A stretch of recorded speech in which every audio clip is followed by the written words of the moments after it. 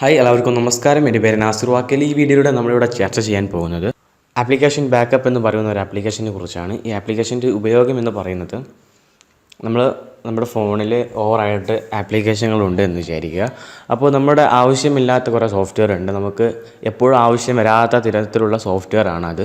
അപ്പോൾ നമുക്ക് ആവശ്യമുള്ള ടൈമിൽ മാത്രം അത് ഇൻസ്റ്റാൾ ചെയ്ത് യൂസ് ചെയ്താൽ മതി എന്ന് തോന്നുമ്പോൾ നമുക്ക് അൺഇൻസ്റ്റാൾ ചെയ്ത് വീണ്ടും ഇൻസ്റ്റാൾ ചെയ്യാനായിട്ട് നമ്മൾ പ്ലേ സ്റ്റോറിൽ പോയിട്ട് വീണ്ടും ഡൗൺലോഡ് ചെയ്യേണ്ടതായിട്ടുണ്ട്. അപ്പോൾ അത് വളരെയധികം ബുദ്ധിമുട്ടാണ്.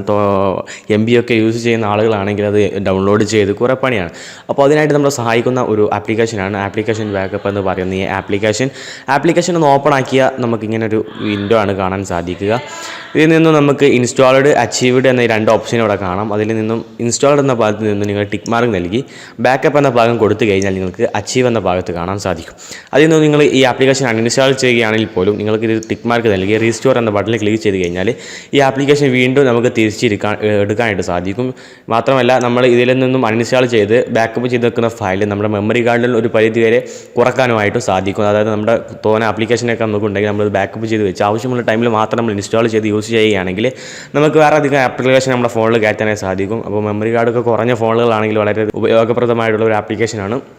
തീർച്ചയായും ഈ കൂട്ടുകാർക്ക് ഈ ആപ്ലിക്കേഷൻ ഇഷ്ടമാകുമെന്നാണ് എൻ്റെ വിശ്വാസം. നിങ്ങളുടെ സുഹൃത്തുക്കൾക്ക് കൂടിയും ഈ വീഡിയോ ഷെയർ ചെയ്യുക. ഇഷ്ടപ്പെട്ടു എന്ന് കരുതുന്നു.